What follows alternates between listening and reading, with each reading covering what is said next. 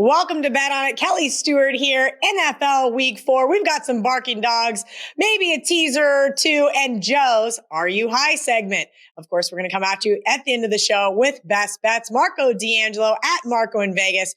Joe Raineri at Joe Raineri. Welcome on in. Marco, I'm going to go to you first. I know we asked on Monday, but for those who missed it, give yourself a pat on the back. How was your NFL Sunday? Kelly, it was great. NFL, we hit our 5% play. Basically went 4-1 for the day on Sunday in the NFL. And it was, one of those days where you're sitting there, as we say, it's a coin flip at the end of the game. All the coin flips came up heads for us on Sunday at the end of the game. And we were happy with that. And the sandwich segment here on the show remains perfect. It had a great year last year with that. So let's keep it going. I'm definitely here for some more sandwiches. Maybe that's because it's lunchtime. Joe, your weekend was pretty good as well. Tell everybody how last week went for you and what you're looking at this week. Yeah, no, we did. We had a great weekend. I think it was 6-1-1. We also ended up cashing with there's some sort of contest they have out there for the first 3 weeks, our team. So that was good. And I'm excited because, Cal, last weekend, 7-1 road dogs were. There was money to be made, and there continues to be money to be made here in the NFL with these road dogs. So looking forward to this week.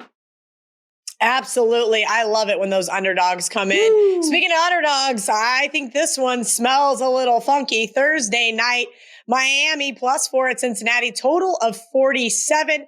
Marco, I'm going to go to you first only because you may be a little different than Joe and I, and that's because we were talking about this game and you said, I don't know a single person that's going to be on Miami. This is true. It's a horrible scheduling spot for the Miami Dolphins. One, they're coming off their biggest game of the season. They had Buffalo Bills come into Miami last week. Everybody has Buffalo after the first 2 weeks is, the best team in football. They've looked absolutely ferocious. And somehow Miami was able to escape with the win, 21-19. That part didn't surprise me because we had Miami in there. That was one of the games. But I'm surprised that Buffalo only scored 19 points. So before you get excited about, maybe looking at the under in this game, here's what I'm going to point out. That was a big game. I'm looking for a letdown. They got to turn it around in 4 days, come back on a Thursday. Obviously, we know what's going on in Florida. You and Joe know all too well, Kelly, with the hurricane and everything. So major distractions for Miami. But off that satisfying win and playing a team that you're not familiar with because you don't play them every year, the Cincinnati Bengals, this is a tough spot for them. Now, on the flip side, Cincinnati. So why don't I just run to the window and take Cincinnati? Well, I do like that side, but I think the over's the better play. If you looked at the Buffalo game last week against Miami, Buffalo went up and down the field. They had almost 500 yards of total offense, but yet somehow only had 19 points. This week, I think Cincinnati will finish those drives, get the scores, and on the Cincinnati side of it, that defense is still suspect. I know the 3 games so far, you're going to say, Marco, they had 23 points. They held teams to 23, 20, and 12, and they're getting better every week. No, they played the Pittsburgh Steelers. They played the Dallas Cowboys, the first game with Cooper Rush. And then last week they played the Jets. They haven't played a potent offense yet.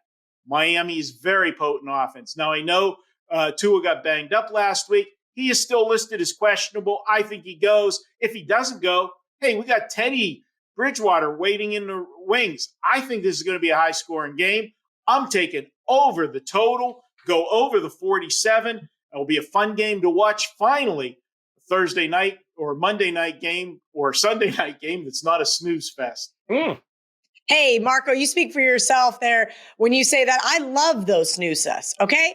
Those have been great unders, these primetime unders, and I will not be on this one on a primetime under. You mentioned the suspect defense. I have a question about Cincinnati's offensive line. Joe Burrow is just getting obliterated back there once again. I don't think I'm going to be on this one outside of maybe a Joe special, like a first half over, if you will. Yeah. Cal, that's got to be a way to look too, Marco. No? I mean, I think it's going to be a game of halves. And I really do. But this is a awful spot for Miami. I mean, just absolutely awful. By the way, it's not great for Cincinnati either because they lost in Dallas. Then they had to go to the Jets. They ended up beating them last week. So they're finally returning home. So a couple of games on the road here to start the season. Now they get to go back home on a short week. It feels like, hell, at 3.5 and 4, it just feels like the books are saying, bet Miami, you're going to want Miami. And you're right about the offensive line of Cincinnati.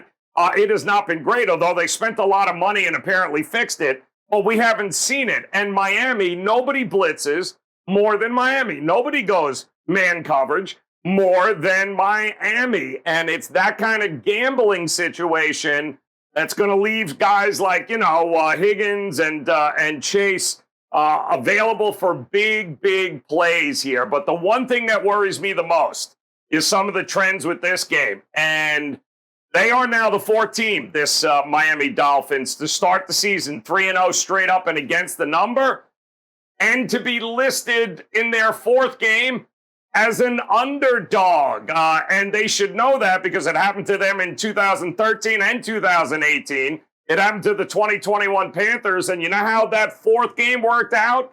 They lost straight up and against the spread, even as a dog.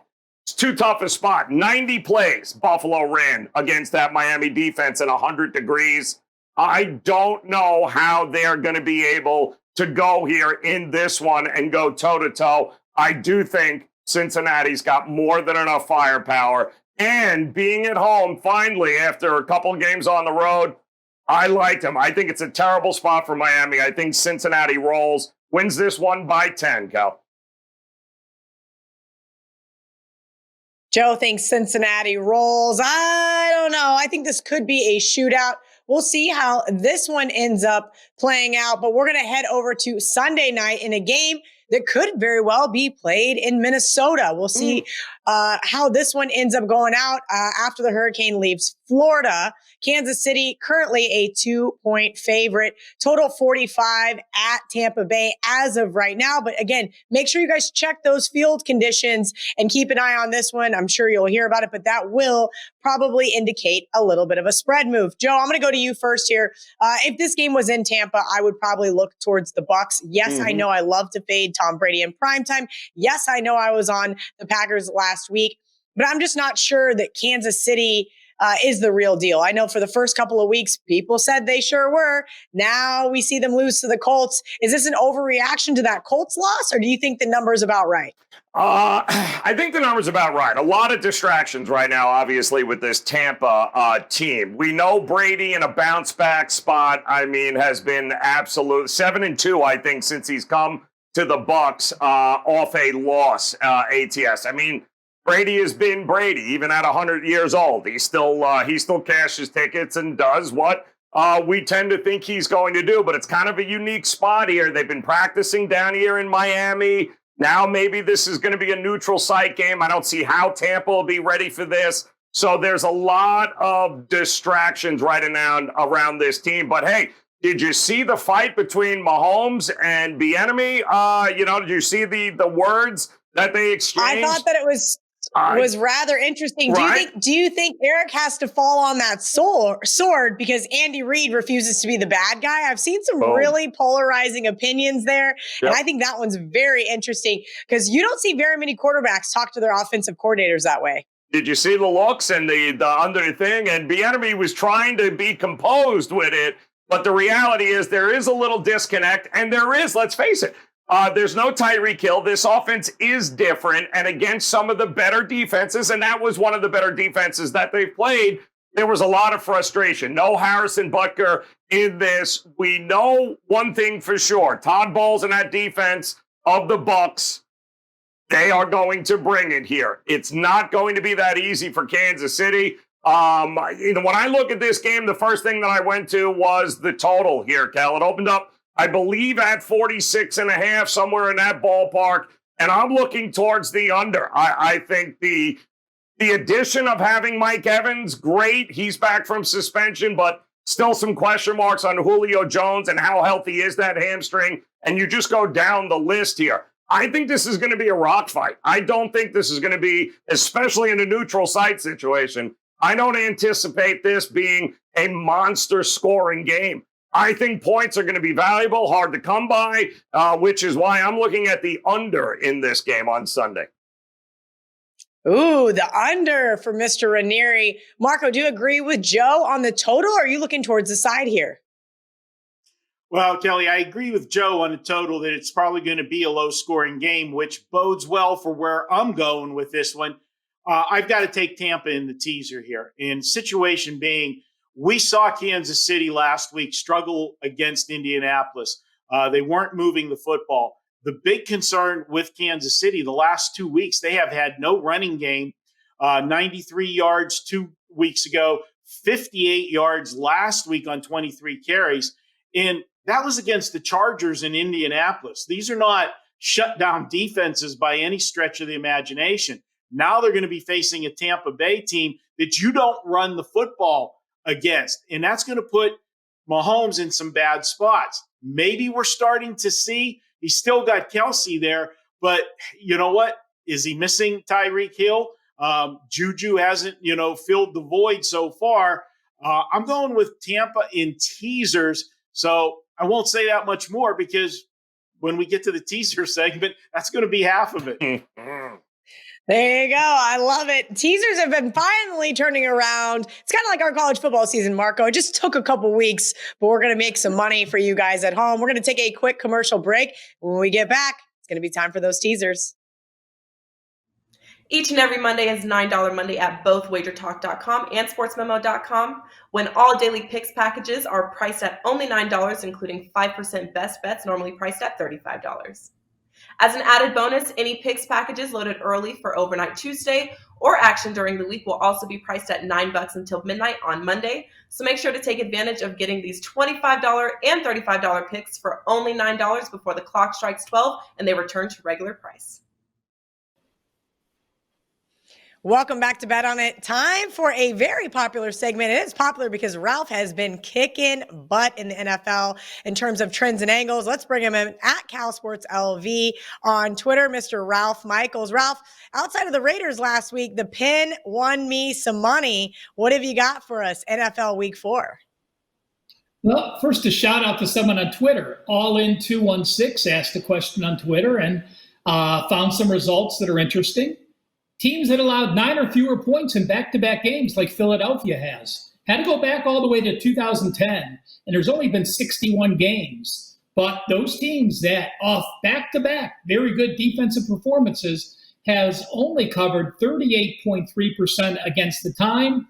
That would be a fade on the Philadelphia Eagles this week. One of my favorites, Kel, let's see, we probably have mentioned it 10 times over the last 3 years in NFL. Lines between the threes. One team is off a straight up an ATS win.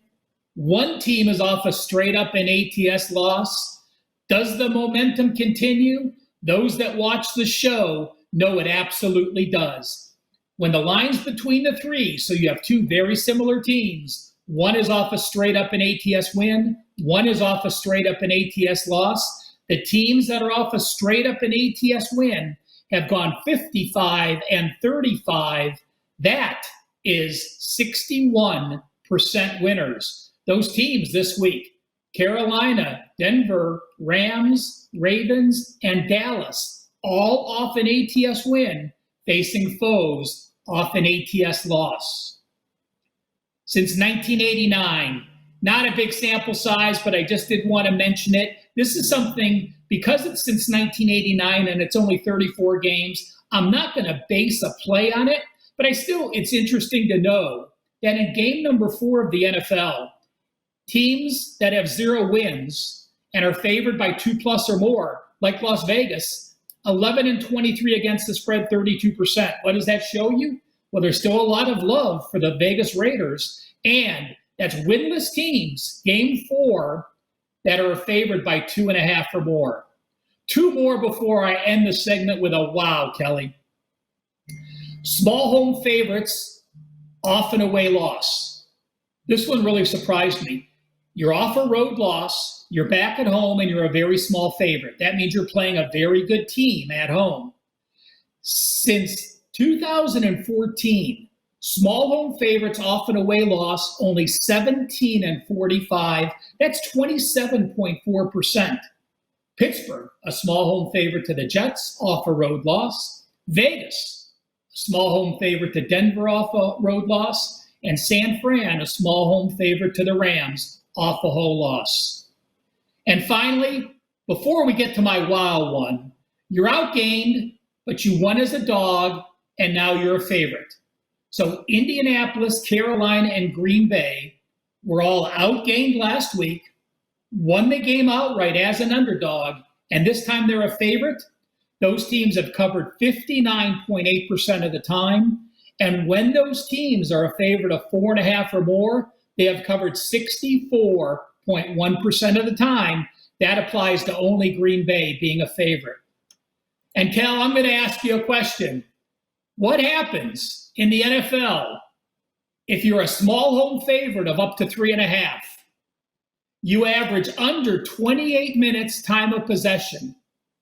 Your opponents average over 5.5 made third downs for the season, the year to date, and you're in weeks 1 through 5, going back to 2009.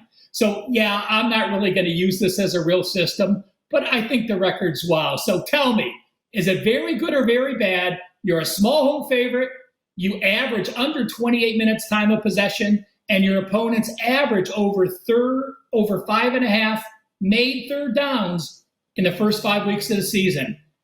I don't want to embarrass you. So give me a thumbs up or a thumbs down. No, I've learned whatever we talk about on TNA, whatever my logical brain says, do the opposite. So my brain says, of course not, which means it absolutely is a play on situation. 0-32 against the spread since 2009. And again, I don't mean to call you out on that, but it just shows you how convoluted. That's Pittsburgh. So the one time I fade myself, I was actually correct.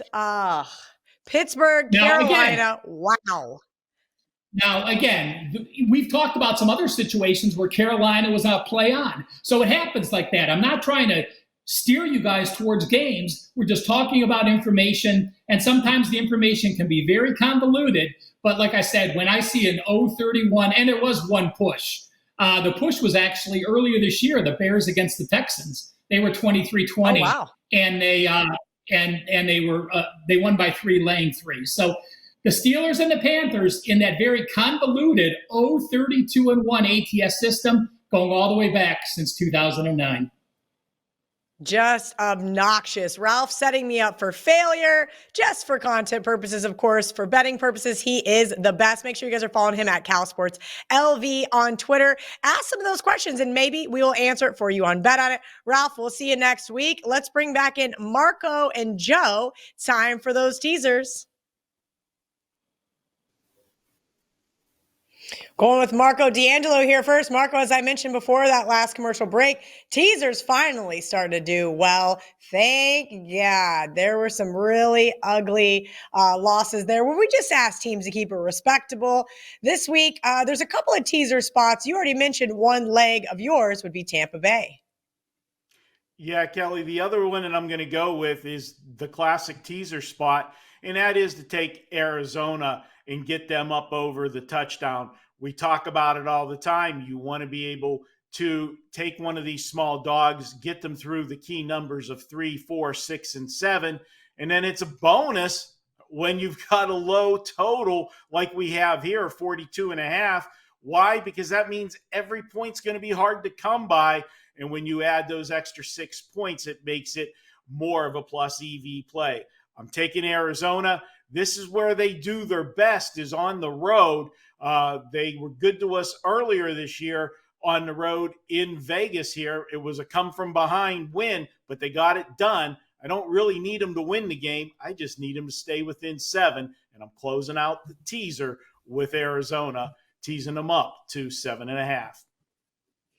I do like that teaser leg as well, and I almost make myself sick to my stomach, but the second leg of mine will probably be the Denver Broncos.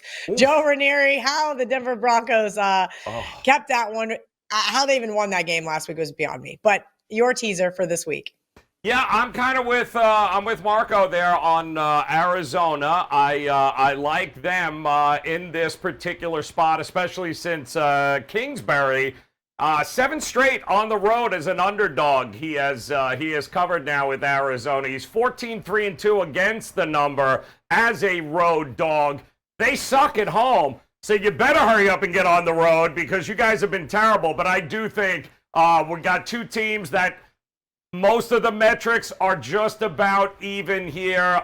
Being able to get up and over 7 to get that at 7.5 or 8, I think is fantastic. I'm going to go on a Monday night spot, and I'm going to take a look at the Rams getting 2 points there against the 49ers. And while, listen, it's no secret, right? We know the 49ers and Shanahan have gotten the best of Sean McVay, including in the postseason, I believe 8-3 against the number. But the average of victory in those, not much more than 4.2, somewhere in that ballpark there. So I think there is plenty of value with Jimmy Garoppolo, who really didn't take a snap in the preseason, as you could tell from that last game there against Denver. Still a little bit rusty while they try to figure some things out. They weren't prepping for him all offseason for him to be the quarterback. Now that he is, I'm not 100% sold, but I am sold, of course, on Cooper Kupp and McVay and company. And getting 8 points with them, Cal, I think is an absolute gift. I will take Arizona and the Rams as my 2-team teaser.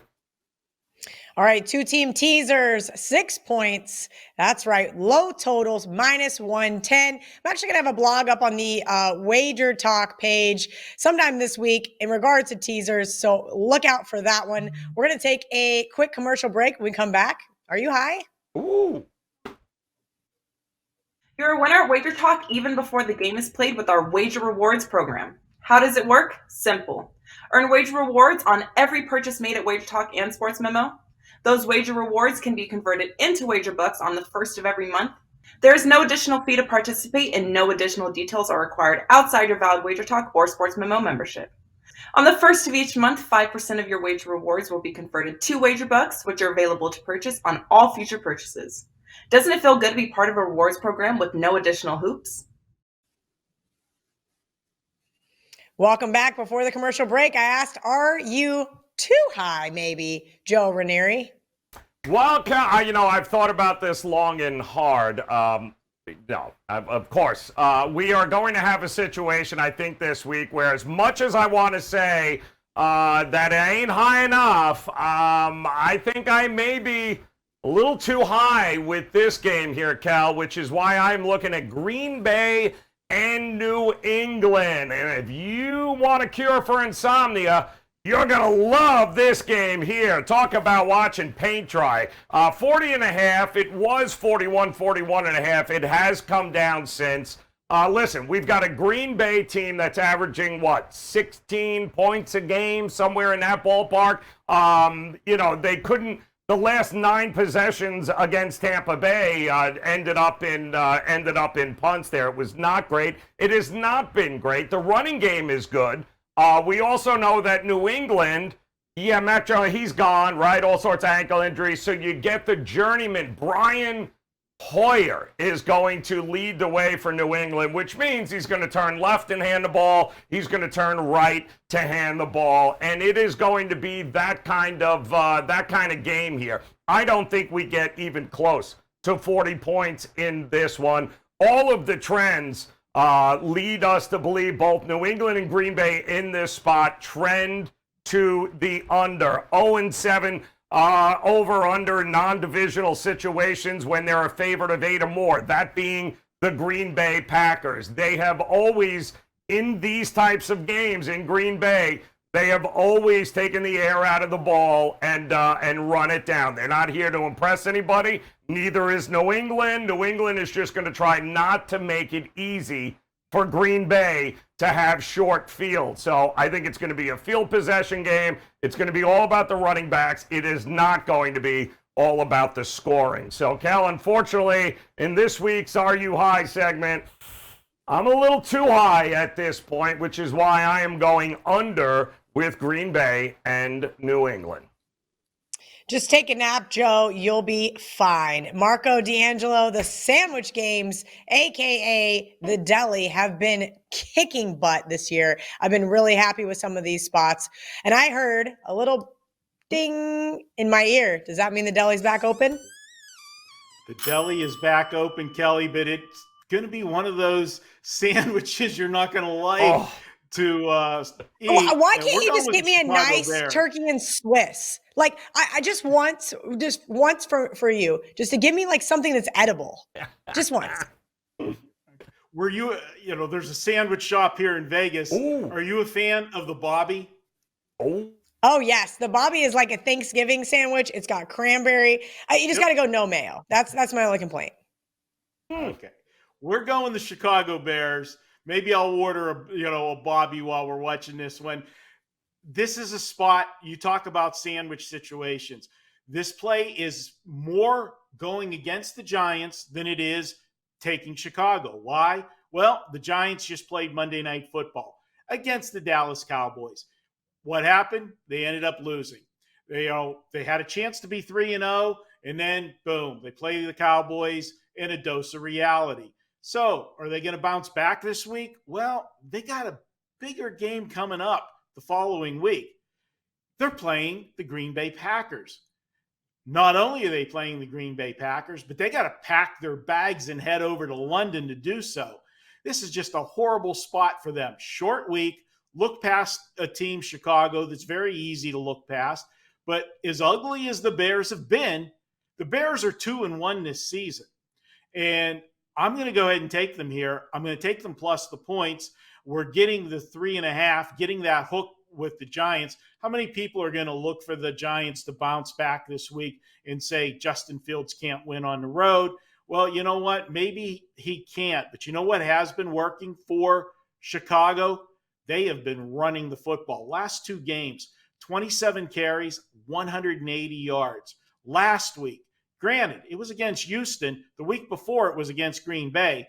Last week against Houston, 40 rushing attempts, 281 yards. What's that do? It shortens the game, keeps the other team off the field with long drives, and I'll take those 3.5 points. I'm going to call for the upset.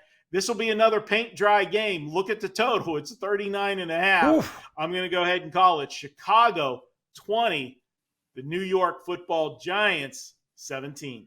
Wow. Marco, you got to love it for a little intro for our barking dogs. Marco says Chicago might be worth a little money line sprinkle. Marco, I'm going to go right back to you, and you cannot use Chicago as your barking dog. No double dipping here. No double dipping here, but you had a rant in the college show about dogs. Do we have any same deal? I got to be a field goal or over? Ooh. So in the NFL, it's kind of tough, right? Because I understand that we're asking a lot from some of these scrappy underdogs, unlike college where the variance is much greater. I will be nice. And if it's a 2.5 point dog, I think they're worth barking. But yeah, I mean, keep it respectable here, guys. I'm done with this plus 1.5 point underdog, and you're telling me they're barking. Of course they're barking. Vegas says they're barking. All right, Kelly. Well, I got a dog that's barking, but this is going to be one of those annoying, just chirping dogs that just won't shut up. And it's going to be tough to swallow after last week. But that's exactly what I like to do. I'm a contrarian. You know that as soon as everybody says something's one way, it's going to go the other way. What did we see last week? Nobody's as good as their best game, or are they as bad as their worst game? And I'm going to go with the latter there. The Washington Commanders. I had to think for a second. I still want to say the football team. I just got used to that. But we got Washington. They couldn't have looked any worse than they did last week. Carson Wentz, he was bad. But you know what? I'm going to call it a big game because he was playing against his old team. And when was the last time Carson Wentz showed up for a big game? If you find it, let me know. Now, this week, he's going on the road, doesn't have to listen to the crowd boo him. He's going to catch a Cowboys team. It's coming off a Monday night win against the Giants. And yeah, they won the game. Full disclosure, I was on the Giants. I don't know that it was as much Dallas winning or the Giants losing because neither team really impressed me. And let's not forget, it was a tie game going to the fourth quarter. It was a field goal fest in the first half. So I'm not impressed with Dallas. I'm going to go ahead, take Washington plus the points here on the road. And you talk about Dallas coming off the Monday night game. They also have a game on deck. Now, granted, I understand this is a division game. Those are the most important. And Washington, back in the day, was their big rival. But they got the defending Super Bowl champs on deck, the LA Rams. And they're coming off a satisfying Monday night win, which happened to be the second start for Cooper Rush. This is where I think things flatten out for them. I'm going to go ahead. I'm going to take Washington. We've said it many times. If you got to go to the window and put a pair of sunglasses on and a funny nose so people don't recognize you, whatever you got to do, go ahead and do it. We're taking Washington plus the points as my barking dog, and I'm going to call for the upset, 27-24, Washington. Ooh, Marco, the commies, man. I just don't know if I can get behind this team. Oof. I will say this Sunday morning, I'm in the sportsbook in Detroit having an absolute ball, and everybody in there is on the Eagles. Everybody. And you know what that usually means, right? And I'm going, I love those divisional underdogs. Yes, I do. And all of a sudden I looked up and the games had kicked off, and that was the saving grace of my Sunday. If I would have bet on the Washington football commies, I would have lost my absolute mind. Mm-hmm. This is probably a really good buy low spot here, Marco, and I'm going to be joining you. Joe Raineri, no 1.5 point dogs here, right? No, I wouldn't dream of doing that. But I will take just a little over a field goal. Can we get a field goal? Field goals are absolutely good.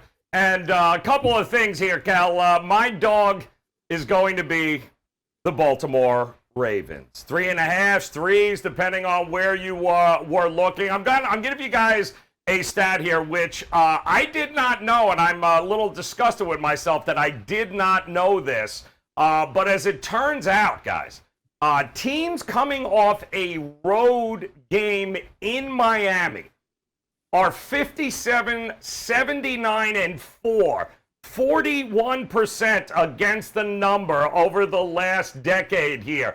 We're talking about, in fact, Miami is now the least profitable previous road city in the last 20 years in the NFL. You're looking at a Baltimore team here with a Lamar Jackson who, let's face it, they're going to know what's coming here with the Buffalo Bills. We know Harbaugh as a dog has also been pretty profitable, as is Lamar Jackson, also been extremely profitable in this spot. The Bills' defense ravaged with injuries, guys. 6 starters on the defensive side did not play in Miami. They're not going to have a significant portion of defensive players back for this game. It was an unbelievable game here in Miami, one that they didn't have a lot left in the tank. At the very end there. I don't know how much they're going to have left in the tank here, but I do know I've got the greatest field goal kicker in the history of the game on the Baltimore Ravens at home. And yeah, there's a good chance he's going to have an opportunity to win this thing outright. I'll take the hook. I'll take 3. I'll take 3.5. That trend is pretty eye-opening here, that teams, especially early on in the season, they don't do very well the next game after a trip here to Miami. 100 degrees, a hurricane, 100% humidity. That'll do that to a team. So I'm going to back the Ravens here, Cal. I'm going to take them as my dog of the day here. Joe Raineri, I love it. Very, very close to being my best bet this week, but the Ravens also made my card. We're going to take a quick commercial break, but when we come back, it's Prop Shop. If you like $9 Mondays, you will love our Rest of 2022 special currently running at both WagerTalk and Sports Memo. Bet right alongside the handicapper of your choice through the rest of the calendar year for less than $7 per day as we head down the stretch of 2022 with 14 weeks of NFL and college football, MLB through the World Series, over 11 weeks of NHL, over 10 weeks of NBA, and over 7 weeks of college basketball. Plus any soccer, golf, MMA, or other sports your go-to handicapper releases. Lock in the 3 biggest months of betting action for only $7 per day through Sunday, October 2nd, 2022. Welcome back. It's time to see my little favorite duo. Nope, not Marco and Joe. It's Andy and Ariel. It is time for Prop Shop. Hey, I thought I'd hype you guys up a little bit. At least half of that statement is true. Welcome in Ariel Epstein at Ariel Epstein on Twitter, at Andy Lang at Bump Sports. Now I'm going to be hysterically laughing the rest of the segment. Andy, shout out to you on Monday night. I did that first half under, but I remembered your first quarter segments that we talked about, and I went under there as well. No sweat. How are those doing now on the season? Doing really good. 12, 7, and 2 so far this year on official plays.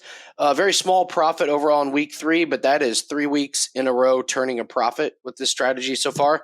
And Kelly, we're down to one team, only one team that is 3-0 to the over. And that is the Cincinnati Bengals, who we will see on Thursday night. That's the only team left that has hit the over in the first quarters. And looks like 19 teams in the NFL are profitable if you would have just bet first quarter unders on all of them. So it's going well. We're going to continue it throughout the season. Really happy with how it's going. So hopefully we keep up the success throughout the year. Yeah, absolutely. We are going to touch on Thursday Night Football in this segment kind of going forward, just because if you guys missed last week, the NFL prop market sometimes is not out in time for a Wednesday filming. Last week, Ariel Epstein gave us a Thursday night winner and also touched on some quarterbacks to look for. Ariel, who's on your radar this week? This week? Well, are we talking about Thursday Night Football yet, or are we just talking about Sunday overall props? Let's talk about what you're looking for so that people can take a long list and then remind themselves kind of on Friday when these come out, who they should be focusing on and what you're going to be looking for. And then we'll end with a Thursday best bet. Perfect. Okay, so first, I know Andy's going to talk about touchdowns. I want to focus in on one group, and that's the quarterbacks. Going up against these defenses that allow for the most passing touchdowns to quarterbacks. The Washington football, what are they now? The Washington football team / Redskins / Commanders. That's the one. They give up the most passing touchdowns to quarterbacks. Then you also have the Atlanta Falcons. They were the sneaky defense last week because up against the quarterback out of Seattle, Geno Smith, his over 1.5 passing touchdowns was plus 140. That ended up cashing in the game. So it's definitely something to keep a close eye on. These defenses that struggle against passing touchdowns, usually by the midway point of the season, they'll get more juice to those overs and they'll identify these defenses. For now, the books are only identifying quarterbacks, and that's not where you have to handicap. I know that Andy's going to talk more about that too. Make sure you factor in the defenses, not just the quarterbacks. That's some awesome advice there from Ariel. Andy, you want to touch on touchdown props from a myriad of players. Yeah, we're going to take a look at some defenses to fade in the different categories. When you're looking at the touchdown props, as Ariel mentioned, you have to look at the defenses. So let's take a look at some bad defenses that give up touchdowns. The worst defenses giving up passing touchdowns, Washington and Tennessee, they are tied. They've given up 8 each. So that was a big part of Ariel's profit last week. And then there you go, tied for second, Falcons. The Jets, the Chargers, Chiefs, Cardinals, and Ravens, they all have given up 7. So if you're looking at these teams, look at touchdown props from receivers and quarterbacks passing touchdowns. The worst defense is giving up rushing touchdowns. The Lions, by far the worst. They've given up 6 rushing touchdowns this season. The Eagles are at 4. Texans, Vikings, Jets, and Bills are all tied with 3. And then the worst defense is giving up touchdowns to tight ends. I feel like sometimes the tight end receiving and touchdown markets can be a little bit soft, so you can take advantage of that. The Patriots have given up 4 receiving touchdowns to tight ends. And then the Cardinals, Colts, and Chiefs have given up 3. I do have to mention the Cardinals were one of the best defenses against tight ends last year. This year, not so much. They lost too many players on defense, and they are getting shredded. Tight ends have gone over their total in yards in all 3 games against the Cardinals. So in fantasy, if you got a tight end going against the Cardinals, you should have a good week. But don't forget to look at the receiving props on tight ends facing the Arizona Cardinals. Andy, I want to add one more thing to that, because last year there are certain teams, like Andy mentioned, like the Arizona Cardinals, who were good against tight ends last year, bad this year. What I've been trying to do, because people always ask, how do you condense such a large prop market? What I've been doing, since it's still so early in the season and we don't have a large enough sample size, take the teams that were bottom 10 against those positions last year and still bottom 10 against those positions this year. That's how you narrow down the market, because there's some kind of consistency and some trend there, Cal. Yeah, those kind of stuff where I can't even begin to look at. That's what I love about this segment. You guys come. That's why I'm thinking in my brain. I'm literally taking notes right now, listening to these two talk. Not only are we getting fantasy advice, we're getting prop advice, because these are things that I never really got involved in. Last weekend, I was in Detroit having an absolute blast, and everybody's like, text Ariel. We want to know what she's got for props, because if you want to know Andy's, you just have to go to WagerTalk.com. And I got a whole list of props. 5%. Yes, 12 and 5. Andy hit a 5% play for me. So we had a very profitable prop market. Andy, we're going right back to you this week. Who is your best bet for Thursday Night Football? Well, last week we hit Miles Jack over his total tackles and assists. That's 4-0 on defensive props this year so far. I'm going to go for a team prop here, and I'm going to take the Cincinnati Bengals over 13.5 points in the first half. Miami's defense was on the field for 90 plays on Sunday, and this is a short week. I think the Bengals offense thrives in this game. They were a little bit clunky the first 2 games, the Bengals were, but last week they put up 20 points in the first half against the Jets. And the Miami defense is just not that good. They looked okay in week 1, but that was against a terrible New England offense. The last 2 games, they've been terrible in the first half. They gave up 14 points in the first half to Buffalo and 28 first half points to Baltimore. The Dolphins give up the second most passing yards a game this season. Look for Burrow to have a good game, and I expect 2 touchdowns for the Bengals to cash the over 13.5 first half points. All right. That's kind of contradictory to those first quarter unders I was looking at, but obviously Andy knows which teams to play on, which teams to play against. Ariel, I need a prop bet for Thursday Night Football. I'm going with what Andy said. I expect Joe Burrow to have a really good game. However, my best bet is the over 24.5 yards on the longest reception by the deep threat of this Bengals team, Jamar Chase. I don't like to usually read off a paper, but there's a lot of players I have to read down this list. These are the receivers that caught balls for over this many yards, over 24.5 yards against the Miami defense this year. Jacoby Myers and Kendrick Bourne both had a catch for over that number. In the Baltimore game, 4 receivers, Bateman, Likely, Duvernay, and Andrews, all went over that. Yes, I know that's 2 tight ends, but receivers. Next one, Miami Buffalo, Stephon Diggs and Isaiah McKenzie both had a catch for over 24.5 yards. You're not going to tell me that after 2 straight weeks of not seeing Jamar Chase go deep, that we're not going to see this Miami secondary attacked. Plus, the line is moving in Cincinnati's favor, -3, -4, with 60% of action coming in on taking the points with the Dolphins, who are banged up, by the way, with their quarterback Tua Tagovailoa, where we didn't even think, shout out to Buckeye Joe, that Tua was going to survive the whole game. Yeah, I'm going to go take the deep ball against this Miami defense that's been struggling. They're going to be on the field a while because Miami's not going to be able to keep their offense on there. Jamar Chase over 24.5 yards, longest catch.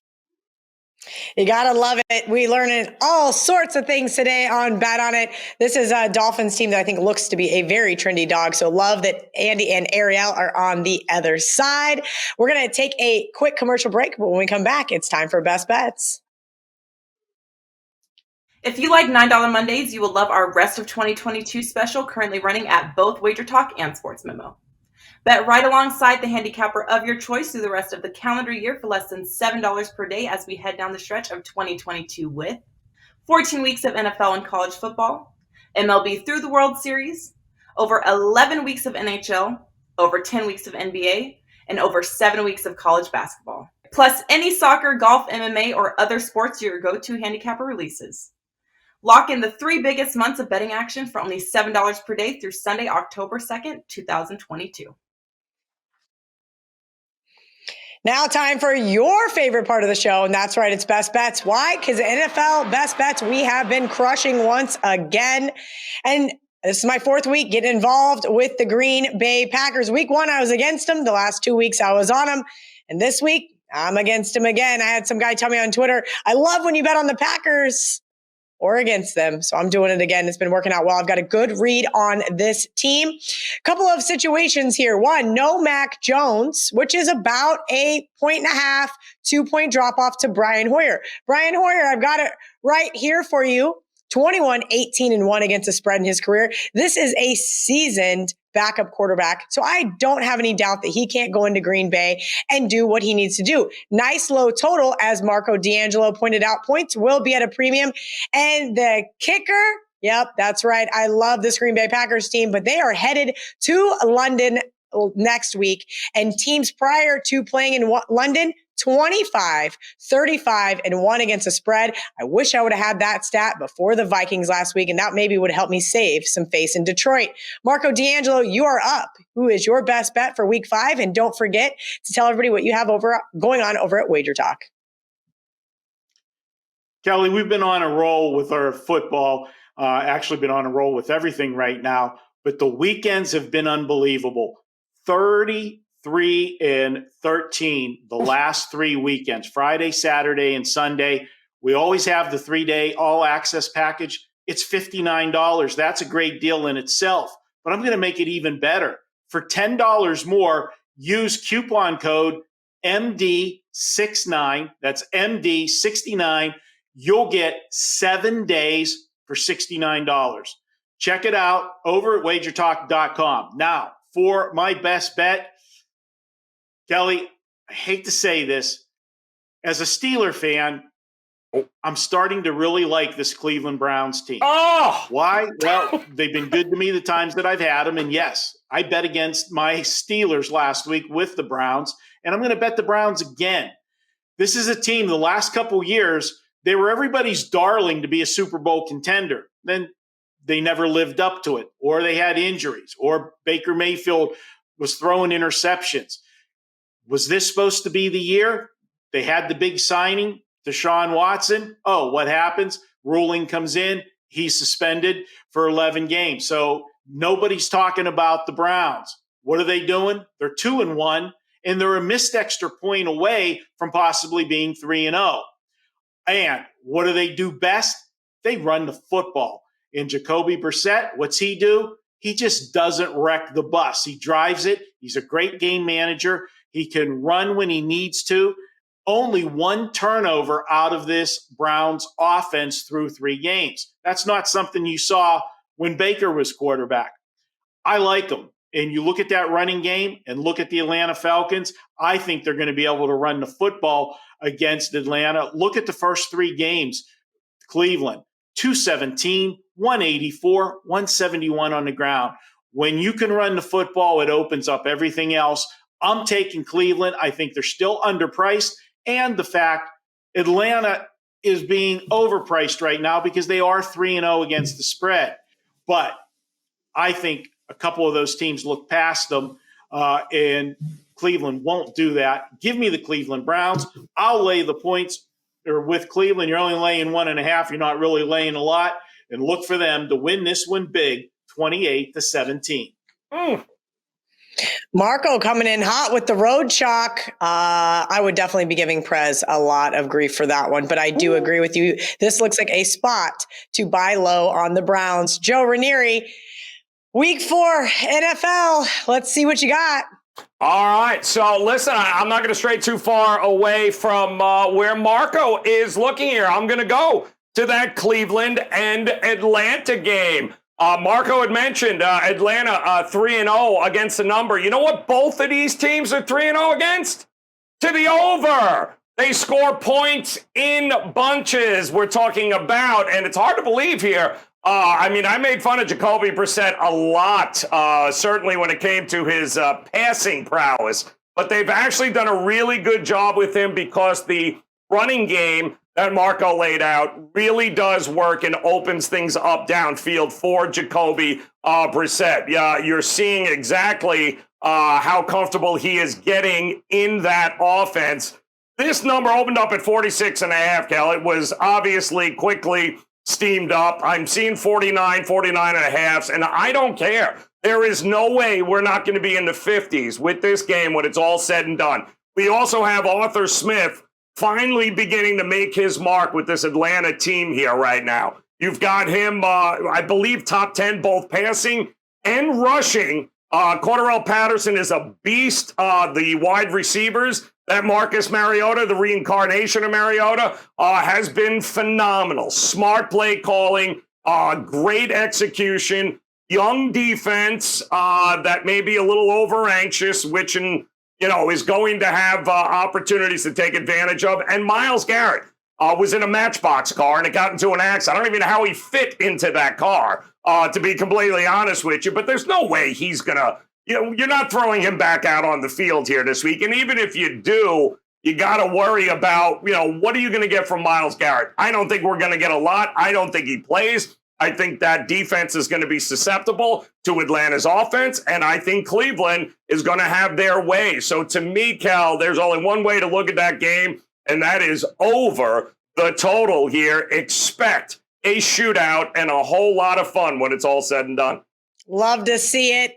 We are going to take our last commercial break, and then it's time for the recap.